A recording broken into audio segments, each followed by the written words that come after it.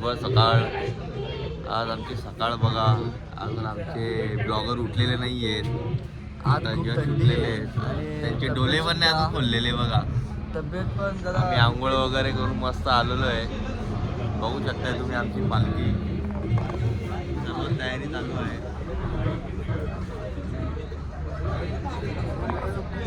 आज थंडी तर खूप आहे. वाटत नाही या थंडी. आम्ही कसारा घाटाच्या खाली आहोत आणि थोड्याच वेळात आता पदयात्रेला सुरुवात करणार आहोत. ओम साईराम.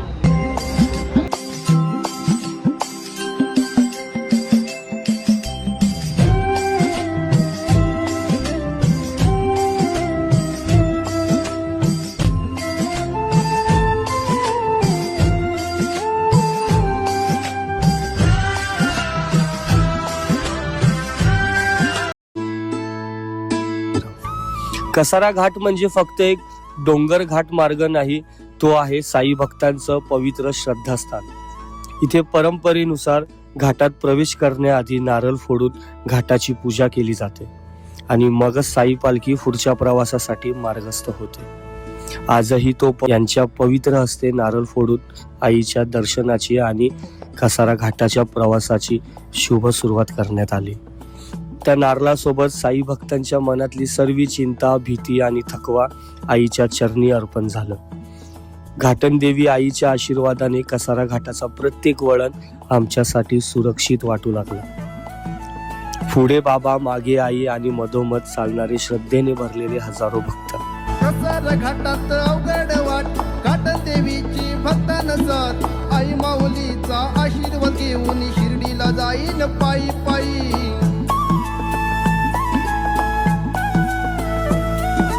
कसारा घाटात अवघड वाट, घाटन देवीची भक्तांना साथ. आई माऊलीचा आशीर्वाद घेऊन शिर्डीला जाईन पायी पायी. लाड लाड करून मला नेला शिर्डीला, साईनी नेला शिर्डीला. नेलं शिर्डीला बाबांनी, नेलं शिर्डीला, नेलं शिर्डीला बाबांनी नेलं. साई पालखींचं पवित्र तेज. कसारा घाटात प्रत्येक वळणावर आईची उपस्थिती जाणवत होती. आमच्या साई भक्तांच्या प्रत्येक पावलासोबत घाटन देवी आई नेहमी आमच्या सोबत असते. हा प्रवास फक्त चढ उतार घाटाचा नव्हता, तो होता सद्गुरू साईनाथांचा आणि घाटन देवीच्या आईच्या आशीर्वादाचा संगम. अशा या पवित्र प्रवासात मन नतमस्तक झालं आणि ओठांवर एकच नाव, ओम साईराम.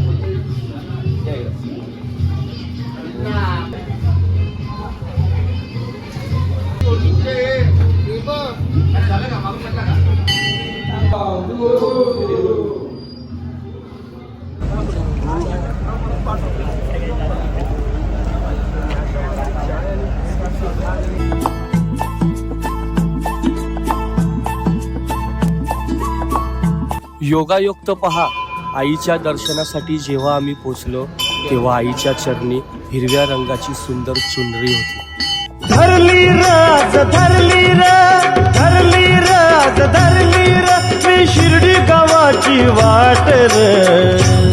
माग राहिला कसारा घाट र माझ्या साईंचा भारी थाट र माग राहिला कसारा घाट र माझ्या साईंचा भारी थाट र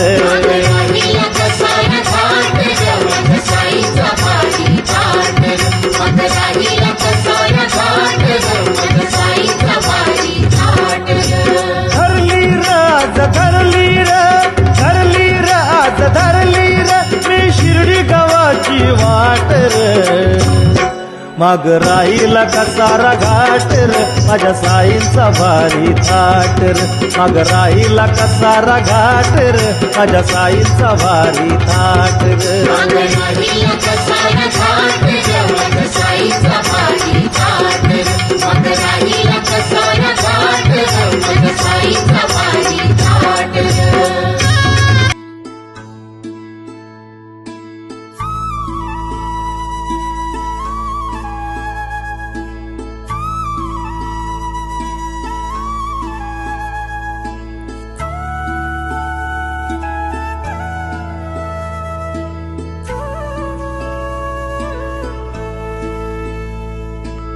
लाड लाड करून मला नेलाय शिर्डीला साईनी नेलाय शिर्डीला लाड लाड कर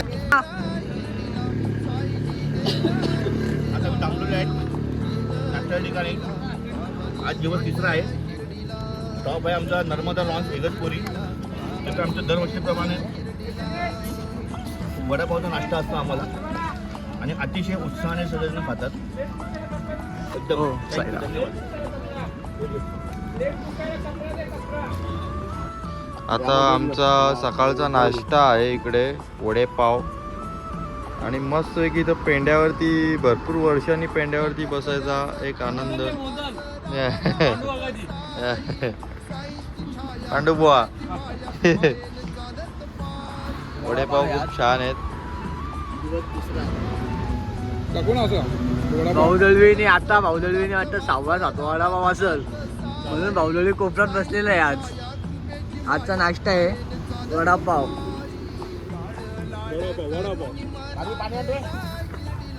पाहू शकतात अमोल जाधवची डिश स्पेशल. ओम साईराम. आता आमचा नाश्ताचा हॉल्टच्या पुढे आम्ही आलेलो आहे. आता जेवणाचा हॉल्ट आहे. मध्येच आम्हाला सुंदर असा शेत दिसलेला आहे आणि पाठीमागे बघत आहात तुम्ही पेंडा आणि पेंड्यावरती आम्ही मस्त झोपलेलो आहे इगतपुरीला. खूप भारी वाटतं इकडं. पेंडा म्हणजे भाताचा मोदक हा दाणे यातले काढलेले आहेत आणि ह्या दाण्याचा भात असा बनतो. तुम्ही बघू शकता जरा आजूबाजूचा परिसर पण खूप छान आहे इकडं.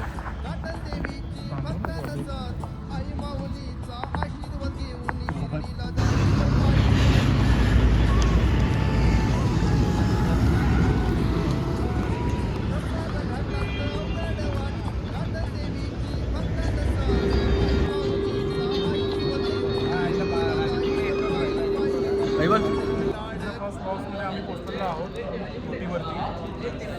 अशा प्रकारे आमचा आजचा महाप्रसाद आहे. डाळ भात चवळीची भाजी आणि मिरगुड्या आणि मट्टा. ओंकार कसं वाटलं जेवण आजचं? आजचं जेवण एकदम उत्कृष्ट प्रकारे सध्या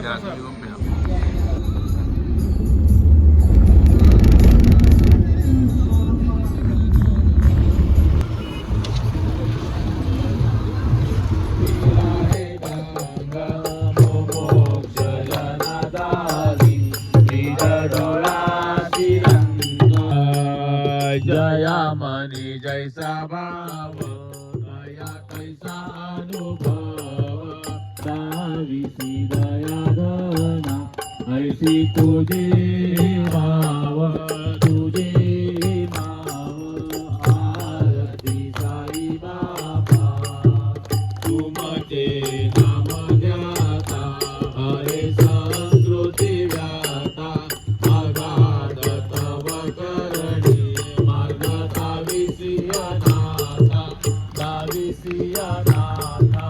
आरती साई बाबा कलियुगी अवतार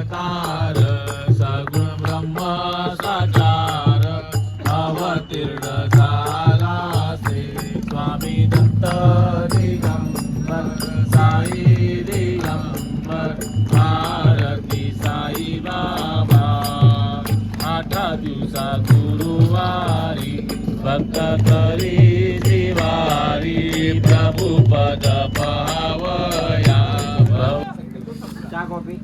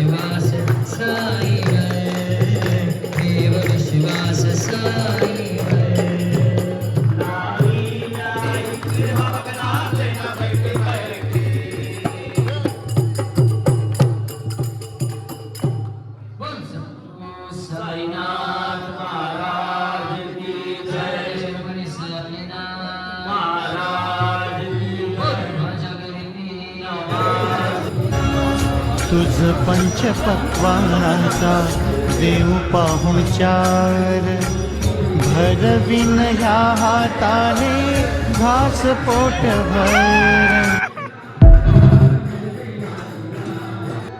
साई माय रात्र आजचा दिवस तिसरा आपला समाप्त झालेला आहे. ओम साईराम.